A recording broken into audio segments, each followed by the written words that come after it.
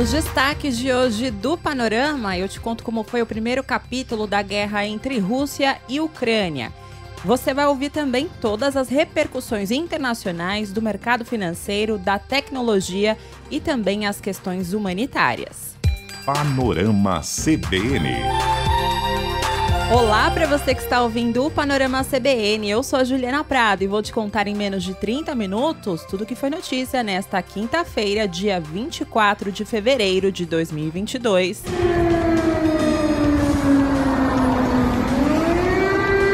Esse som que você está ouvindo é de uma sirene. Esse barulho foi ouvido durante todo o dia na Ucrânia.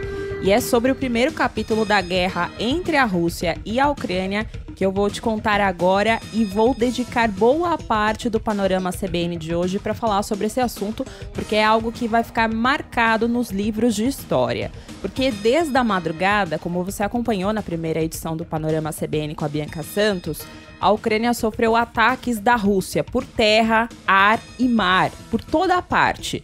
E antes de contar para você todos os detalhes dessa invasão, eu preciso contextualizar para você essa história caso você tenha perdido. Você deve estar se perguntando, por que a Rússia quer dominar a Ucrânia? A resposta é muito simples. A Ucrânia, como você aprendeu nas aulas de história, é uma ex-república soviética e nos últimos anos se aliou ao Ocidente. E o ápice desse conflito foi a intenção da Ucrânia para entrar na Aliança Militar OTAN, que é a organização do Tratado do Atlântico Norte, em que os Estados Unidos têm um protagonismo. E a partir do momento que um país entra na OTAN, ela é defendida por outros países. E quem explicou isso durante a programação da CBN foi Fabrício Vitorino, que é jornalista e mestre em cultura russa pela USP. O que ele quer agora com a Ucrânia, de fato, é evitar que a Ucrânia se junte à OTAN, né, e tenha à sua disposição essa proteção de todos os membros da aliança. Você imagina hoje como seria diferente, né, uma invasão a uma Ucrânia que fosse membro da OTAN, seria uma agressão direta a todos os outros membros. E isso certamente faria com que Putin pensasse duas vezes antes de fazer uma ação como essa. E, por outro lado, também traria toda a Europa, né, e os Estados Unidos para esse conflito, que, sem dúvida nenhuma, seria uma situação trágica para a humanidade, né? O presidente da Rússia, Vladimir Putin, disse que foi obrigado a tomar essa decisão de atacar a Ucrânia e que não tinha como agir diferente. E agora eu vou contar para você como foi o dia dos ataques de fato na Ucrânia. Para você ter uma noção da dimensão desses ataques, as autoridades ucranianas informaram que as tropas russas tomaram a região onde fica o depósito de resíduos nucleares de Chernobyl. Relembrando para você, Chernobyl é um dos reatores da usina e explodiu em 1986. E as emissões nucleares foram equivalentes a 400 bombas de Hiroshima. E as forças russas chegaram lá depois de cruzar a fronteira de Belarus com a Ucrânia. E o assessor da presidência da Ucrânia disse que essa é uma das ameaças mais sérias na Europa hoje. Além disso, militares da Rússia tomaram o controle do aeroporto de Hostomel, na região de Kiev, na capital da Ucrânia. Esse terminal ele é usado como um hub para a Antonov, que é uma empresa aérea que fabrica o maior avião do mundo, o Antonov. Além de receber aeronaves cargueiras, esse aeroporto também é um centro de testes de aviões de grande porte. E as autoridades ucranianas também informaram que paraquedistas russos desceram de 20 helicópteros e 8 aviões e começaram a atacar. E para evitar que os ataques matem civis, o espaço aéreo da Ucrânia está fechado para os aviões civis. E a Moldávia, que fica a sudoeste da Ucrânia, também fechou o espaço aéreo. Já Belarus, que faz fronteira ao norte, informou que os aviões civis não podiam mais sobrevoar parte do território. E segundo informações do jornal ucraniano Pravda News, um ataque das forças de ocupação russa teria deixado 4 pessoas mortas e 10 feridas na província separatista de Donetsk.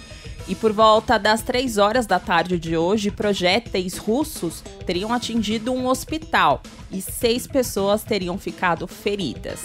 E em resposta a esses ataques, Volodymyr Zelensky, que é presidente da Ucrânia, disse que o país reagiu matando 50 soldados, destruindo 4 tanques russos e derrubando 6 aeronaves.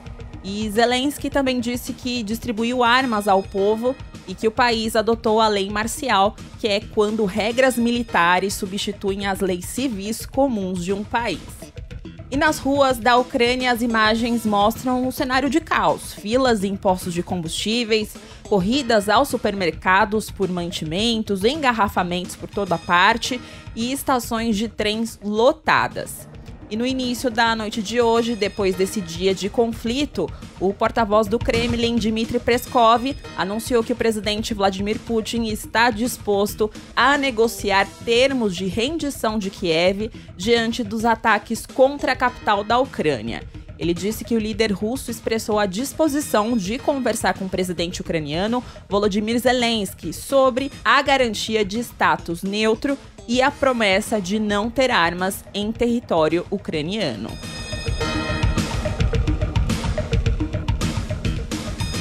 Claro que o dia de hoje foi cheio de reações internacionais, começando pelos Estados Unidos.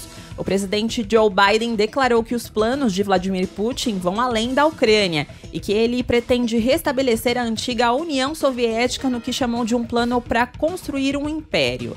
Ao mesmo tempo em que Biden se dirigiu à invasão russa com palavras fortes, ele deixou claro que não pretende entrar militarmente na Ucrânia para combater os russos. Biden informou que foi autorizado o envio de mais forças militares para a Alemanha e que amanhã vai ser realizado um encontro da cúpula da OTAN para determinar a segurança dos países aliados no leste europeu. E ao falar sobre restrições impostas à Rússia, ele disse que essa é a maior sanção econômica da história do mundo e é apoiada por vários países em uma costura feita há meses e que tem apoio dos membros do G7. Ele citou, por exemplo, que todos os ativos da Rússia na América vão ser congelados e que o país não vai poder fazer transações comerciais em dólar e libras, atingindo 1/3 dos bancos russos. E durante esse pronunciamento, jornalistas cobraram Biden sobre o motivo dessas sanções não terem freado Putin. Mas ele disse que o efeito vai ser a longo prazo. E você vai ouvir agora uma tradução simultânea que foi feita pela Globo News na voz de Marita Graça. Calculamos que vamos reduzir as importações de alta tecnologia pela metade. Vai ser um duro golpe no desenvolvimento militar, no espaço do programa espacial. Nós vamos reduzir habilidades na competição econômica. E vai ser um peso para as suas ambições estratégicas. Já o presidente russo Vladimir Putin parece estar preparado para essas sanções. Em conversa com empresários russos, ele disse que se prepara para responder às sanções impostas pelo Ocidente. E outra reunião que rolou hoje foi a do G7. Os líderes das 7 principais economias do mundo disseram que o presidente russo reintroduziu a guerra no continente europeu. A Alemanha prometeu dar apoio aos vizinhos, incluindo a Polônia, no caso de alta migração de refugiados depois dessa invasão das tropas russas na Ucrânia. E em entrevista na manhã de hoje na rede pública de televisão da Alemanha, a ministra da Defesa do país, Christine Lambrecht, pediu o imediato fim do ataque contra a Rússia e mandou uma mensagem direta ao presidente russo. Putin atropela o direito internacional e aceita sofrimentos inacreditáveis para satisfazer seus sonhos de se tornar uma grande potência. Isso precisa ter um fim. Devemos permanecer unidos na OTAN e na União Europeia e agora impor sanções consistentes muito rapidamente. Deve ficar claro, Sr. Putin, que a OTAN e a União Europeia estão juntas. Retire suas tropas agora. Pelas redes sociais, o presidente ucraniano Volodymyr Zelensky vem relatando conversas que ele teve com líderes mundiais ao longo do dia. Ele citou, por exemplo, Justin Trudeau, que é primeiro-ministro do Canadá, e também o presidente francês Emmanuel Macron. Zelensky exigiu a imposição imediata de sanções mais duras contra a Ucrânia. E o Reino Unido já anunciou mais sanções contra a Rússia, que afetam bancos russos e impedem que o país faça transações em libras esterlinas. Boris Johnson disse que pretende apertar a Rússia e tirá-la da economia global. Do lado brasileiro, enquanto eu gravo este podcast, o presidente Jair Bolsonaro não se posicionou sobre esses ataques nas 3 oportunidades que ele teve hoje para comentar essa ação militar russa. Na verdade, ele ignorou esse assunto. Já a nossa diplomacia, o Itamaraty, informou que acompanha com grave preocupação a deflagração de operações militares pela Rússia contra a Ucrânia, mas evitou críticas diretas à Rússia e ao presidente russo Vladimir Putin. Na nota que foi divulgada hoje, o Itamaraty diz que apela à suspensão imediata das hostilidades e ao início de negociação para uma solução diplomática. O Brasil afirma que, como membro do Conselho de Segurança nas Nações Unidas, continua engajado nas discussões multilaterais para uma solução pacífica. E o encarregado de negócios da Ucrânia no Brasil, Anatoly Tkach, cobrou uma posição mais dura do Brasil e disse que é preciso chamar o agressor de agressor. Neste momento, nós precisamos os sinais fortes. Os sinais fortes para convencer a Rússia a ceder as hostilidades. Condenação das ações da Rússia.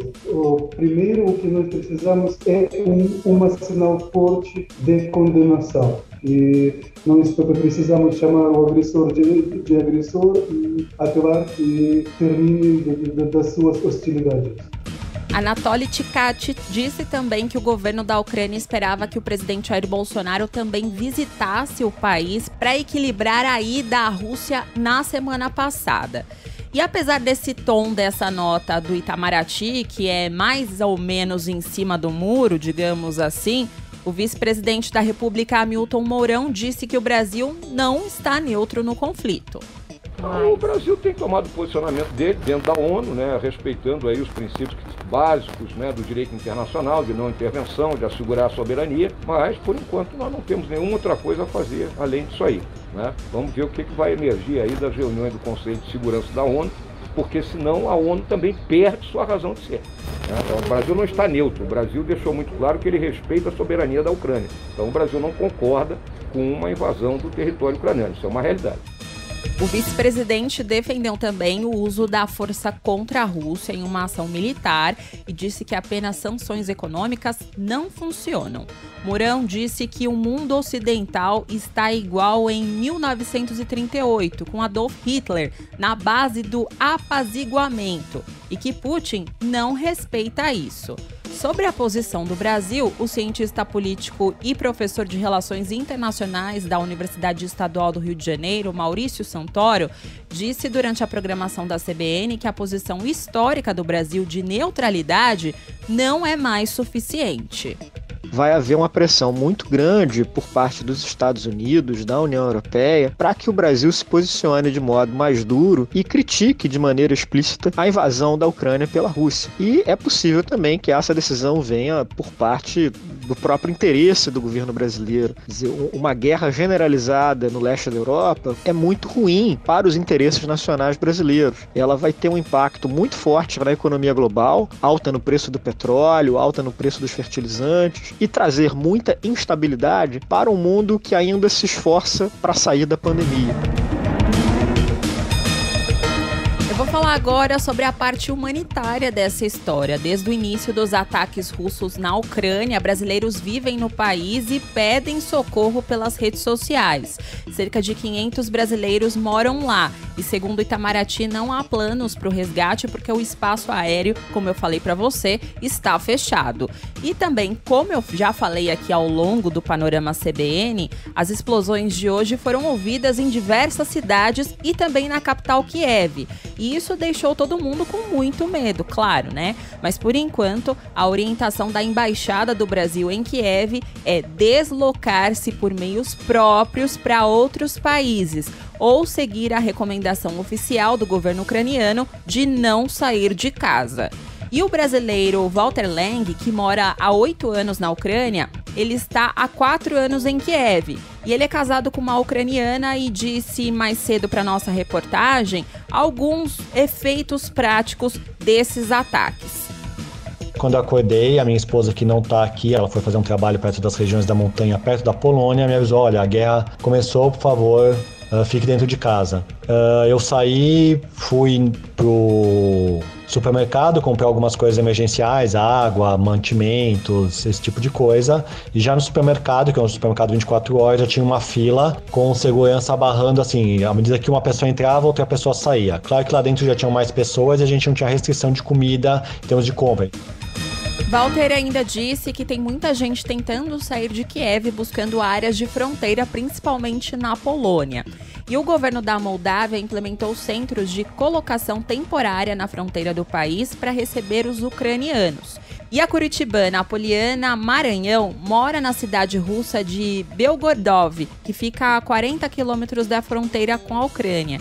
E ela contou para a nossa reportagem que após os ataques, as pessoas começaram a procurar bancos, mercados e lojas para estocar itens emergenciais. Tem fila em posto de gasolina, tem fila no banco, tem fila nas lojas, tipo mercado, tem fila. Só que isso tem um pouquinho também de histeria, né? Porque na época que o Covid estourou, também aconteceu a mesma coisa. Então eles vão manter até o dia 2 de março, tipo, o regime de emergência, mas a gente já estava em regime de emergência. E o espaço aéreo foi fechado. Então o que sobrevoa aqui é caça, helicóptero e drone. Tem muito helicóptero e muito caça. Muito, muito, muito. Só que os bombardeios, eles não pararam. Foi constante, das 6 às 7h30. E depois eram de pouquinho, assim, a cada 1 hora. E jogadores de futebol brasileiros que atuam em times ucranianos estão pedindo ajuda do governo brasileiro para deixar o país diante dessa ofensiva russa. E uma das primeiras manifestações de um grupo de 14 jogadores que atuam na capital da Ucrânia e também pelo Dinamo de Kiev e pelo Shakhtar Donetsk. E é o caso, por exemplo, de 3 jogadores do Metalist 1925, que é um time de Kharkiv, que é uma das cidades no leste da Ucrânia que já foram atacadas pelo exército russo. E o meia Fabinho divulgou um pronunciamento ao lado dos atacantes Marlisson e Derek para pedir ajuda. Estou passando para pedir ajuda de vocês. Estamos vivendo um momento crítico aqui no país, como todos sabem. E nós já queremos sair daí com segurança, entendeu? Até porque a nossa família também está preocupada com a gente não tem muito sede de nada. Então eu peço a vocês que compartilhem esse vídeo aí, que possa chegar nas autoridades do Brasil e que a gente consiga sair daqui com segurança. Não só nós, mas como todos os jogadores brasileiros que atuam aqui no país. Esse também é um caso semelhante ao do Vorskla, que é um outro time que fica na cidade de Poltava, perto de Kharkiv. E o zagueiro Lucas Rangel conversou com a nossa reportagem e falou sobre os contatos que fez com o clube e com a embaixada brasileira. Não, o clube apenas me informou e a opinião deles era melhor eu ficar na cidade. Mas é impossível para mim ficar na cidade, por causa que Kharkiv é 1h20 daqui e já jogaram uma bomba lá, então é impossível. E sobre a embaixada mandou nos cadastrar num site e esperar notícia por lá. E até agora nada. O nosso repórter Leonardo Dai conversou com o representante do zagueiro Lucas e disse que o jogador e alguns companheiros do Vorskla estão trabalhando para deixar a Ucrânia amanhã por fronteiras terrestres. E o campeonato ucraniano seria retomado nesta sexta-feira após um recesso, mas esse retorno está suspenso e o campeonato está parado. E eu chamei o Tássio Veloso, que é o nosso comentarista de tecnologia, aqui novamente no Panorama CBN. E por que ele veio aqui hoje? Porque há um receio da comunidade mundial sobre ataques cibernéticos, porque o mundo está acostumado com guerra bélica, mas com guerra cibernética não. E a Rússia tem protagonismo nessa área. Oi, Tássios, tudo bem com você? Explica para o nosso ouvinte se esse receio de um ataque é real e o que a gente tem de concreto até agora.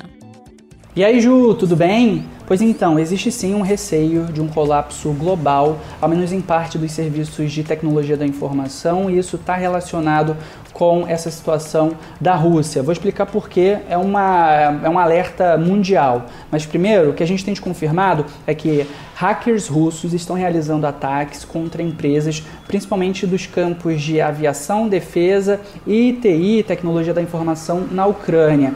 principalmente de organizações que prestam serviços para o governo ucraniano. Então, seria uma tentativa efetivamente de tirar do ar esses serviços, de dificultar a vida dos cidadãos que estão nas regiões mais afetadas. Agora, os principais conglomerados bancários do mundo estão em alerta porque no momento é um ataque direcionado à Ucrânia, mas conforme vão ocorrendo as sanções do Ocidente contra a Rússia, pode ser que os especialistas em segurança da Rússia, aqui atuando para o mal, também tentem atacar esses bancos baseados no Reino Unido e nos Estados Unidos. Não por acaso, centros de cibersegurança desses dois países e também da Bélgica emitiram alertas nesses últimos tempos, recomendando que as defesas digitais sejam reforçadas para caso os hackers russos tentem atacar outros alvos que não a Ucrânia no Ocidente.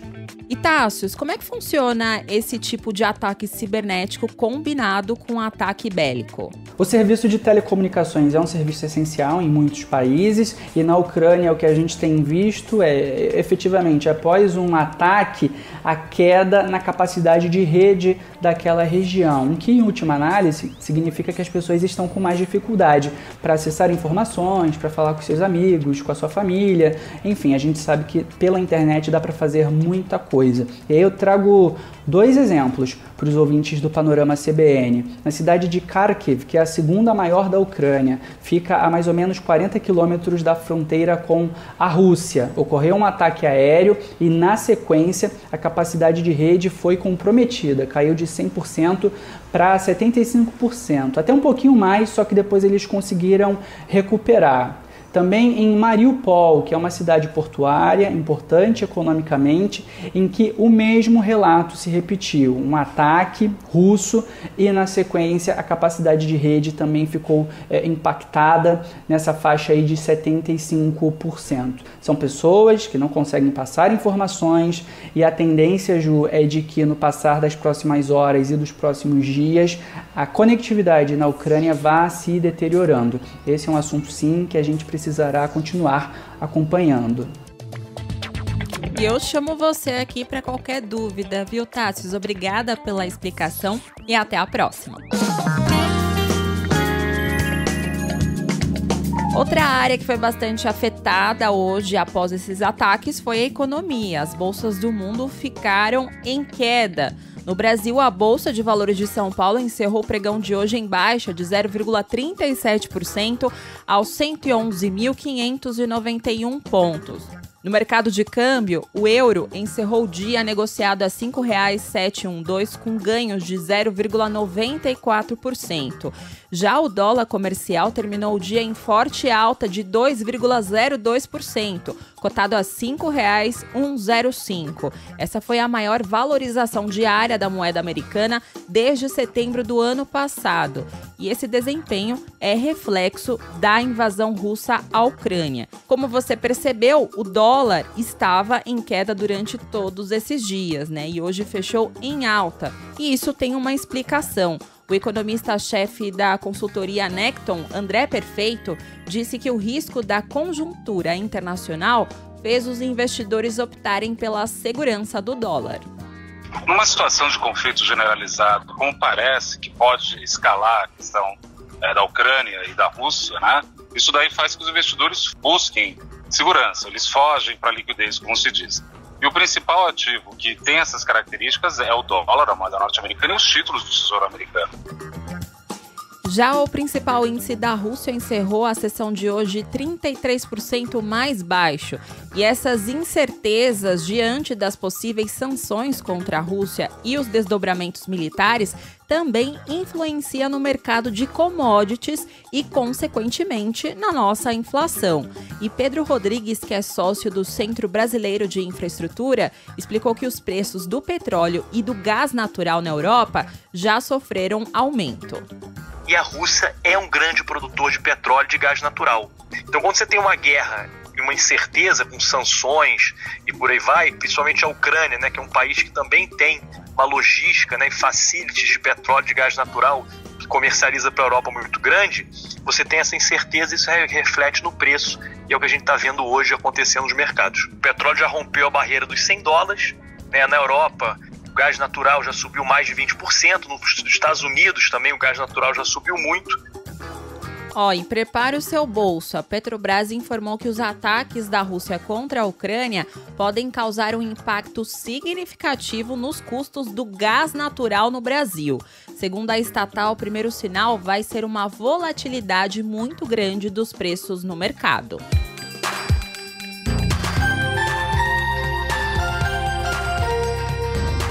Bom, como você já deve ter percebido, o assunto que dominou o Brasil também foi essa invasão da Rússia na Ucrânia, né? Mas agora eu trago para você a principal notícia do nosso país que não tem relação com a guerra.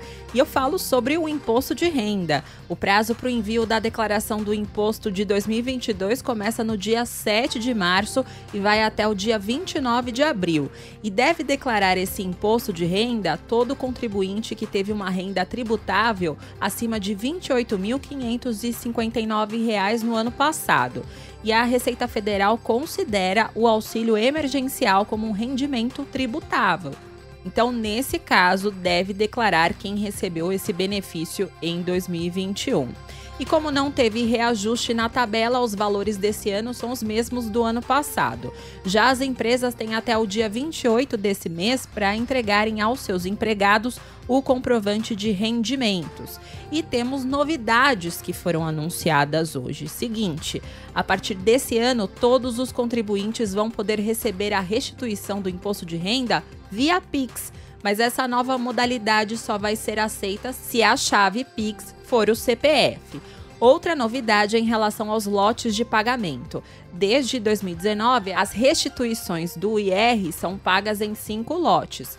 E o primeiro deste ano vai ser liberado agora em maio. Os outros 4 lotes de restituição vão ser pagos em junho, julho, agosto e o último em setembro.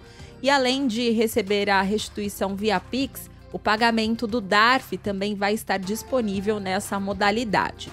E sobre esse assunto nós ouvimos durante a programação da CBN o supervisor nacional do IR, José Carlos da Fonseca. E ele explicou que a novidade veio para facilitar a vida daqueles que por algum motivo trocaram de banco e teriam que procurar a Receita ou retificar essa declaração. O Pix obrigatoriamente vai para o CPF do titular da declaração, ou seja, a chave Pix é o próprio CPF, ele não tem como informar um e-mail, e isso aumentará a segurança do processo, facilitará muito para os usuários que muitas vezes trocam de banco, né? Eles fazem a declaração informando um banco, e aí, passado um tempo, ele quer receber restituição num outro banco, e aí tinha que ou procurava a Receita para alterar, ou retificava a declaração. Agora não, se ele informou que ele quer receber na chave Pix CPF dele, basta ele trocar a chave Pix, chave Pix dele de um banco para o outro. Apesar de ser restituição com Pix, o crédito obedece às regras de priorização definidas por lei. Não há qualquer antecipação pelo fato de ter escolhido a chave Pix.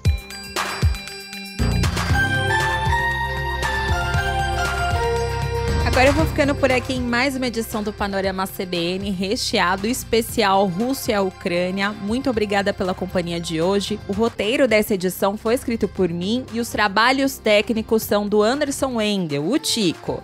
E você pode me encontrar lá nas redes sociais, no @Juliana_Deprado no Twitter e no Insta é só procurar por @JulianaDeprado.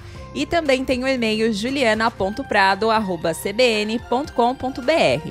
E não se esqueça que amanhã tem a primeira edição do Panorama CBN com a Bianca Santos. Beijos pra você e até mais!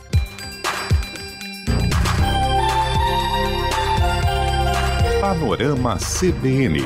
As principais notícias do dia em menos de meia hora.